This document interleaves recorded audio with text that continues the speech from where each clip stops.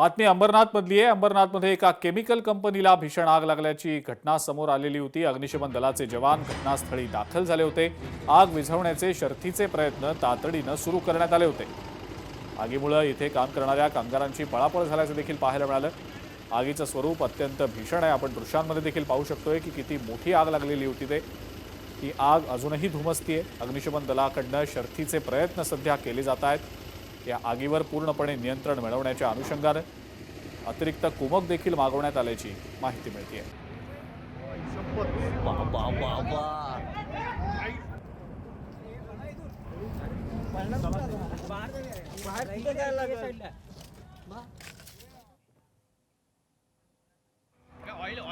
आग विझवण्याचे शर्थीचे प्रयत्न अग्निशमन दलाकडून तातडीने करण्यात आलेले होते। ही आग नेमकी कशी लागली, या आग लागण्यामागचं नेमकं कारण काय ते अस्पष्ट आहे। या ठिकाणी आपण मदतीसाठी आनंदनगर एमआयडीसी पोहोचलेलीच होती। या ठिकाणी त्यांचे अधिकारी सुद्धा आहेत।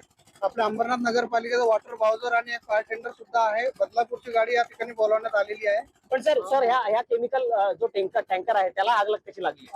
हे पेटलेलं होतं, कारण जे स्पिलेज आहे आतमध्ये, जे केमिकल आग लागल्यानंतर रोडवर जे आले वाहताना बघतोय, तर हा पूर्ण रोड सुद्धा साईडनी पेटत गेलेला होता आणि तेच फ्लेम पूर्ण या टँकरला 1, 2, 3 हे टँकर त्यामध्ये आले आणि त्याला सुद्धा आग लागली। लोकशाही मराठी ऐका, पहा, जागरूक रहा।